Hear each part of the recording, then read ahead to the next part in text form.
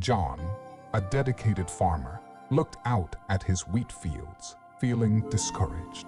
Every year, he planted his crops with hope, but storms and bad weather consistently ruined some portion of his harvest. His dream of a bountiful harvest always seemed just out of reach. One particularly tough evening, after another storm had destroyed his fields, John sat under a big oak tree, feeling the weight of his disappointments. As he surveyed the flattened wheat, he felt very sad. Why does nature always seem to work against me? John wondered out loud, his voice echoing in the empty fields. To his surprise, a gentle voice replied, "Nature has its reasons, John." John was startled and looked around, trying to find the source of the voice, but there was no one in sight. "I understand your frustrations," the voice continued. "Would you like the ability to control nature to help your next harvest?" John hesitated for a moment, then nodded. "Yes, if it means having a successful harvest for once. But how is that possible?" "All in good time," the voice reassured him. "Prepare your fields as usual, and when the time comes, command what you want, and it will happen." Grateful, but still a bit skeptical, John thanked the voice and left, feeling a renewed sense of hope. The following season, as the first wheat sprouts appeared, dark clouds started to gather. Remembering the voice's promise, John commanded, "Clouds, stay away from my fields." To his amazement, the clouds dispersed. Throughout the season, John used his newfound power. When the land got too dry, he called for rain, but only enough to quench the earth without flooding it. When the winds started to blow, he told them to calm down. With every potential threat, John was ready. As weeks turned into months, his wheat fields flourished like never before.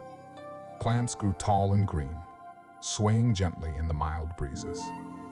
His neighbors were impressed with his success, and John felt proud.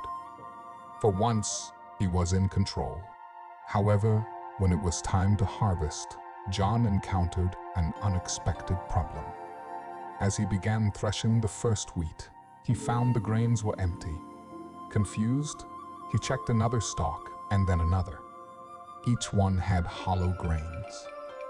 Feeling his heart sink, John remembered the gentle voice from months earlier and, with a sense of desperation, cried out, "What's happened? Why are these grains empty?" The voice responded almost immediately, its tone gentle yet firm. "John, nature's challenges aren't meant to harm, they are meant to strengthen. The storms, the winds, the scorching sun all play a part in making the wheat grow full and strong. By keeping all challenges away, you prevented the wheat from undergoing its natural, strengthening journey." John sat down, feeling drained as the realization dawned on him. In his quest for perfect harvest, he had unintentionally deprived his crops of the experiences they needed to thrive. The voice continued, "Life also has its storms, winds, and harsh sun. These challenges shape and strengthen us. If we shield ourselves from every adversity, we may appear strong on the outside, but will be empty within." Tears filled John's eyes as he absorbed the profound truth of the voice's words. "Thank you," John whispered, his voice trembling. "I understand now." In the following seasons, John worked in his fields with a different perspective. He no longer saw nature's challenges as enemies, but as partners in the intricate process of growth. While some of his crops still faced the wrath of the elements, John understood that it was part of the journey. And when harvest time came, the grains were full and the yield was abundant. The village buzzed with stories of John's remarkable transformation, and his fields became a symbol of resilience and understanding.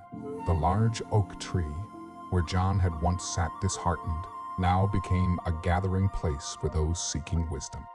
And with humility and gratitude, John shared his story, reminding everyone of the valuable lessons that life's challenges bring us.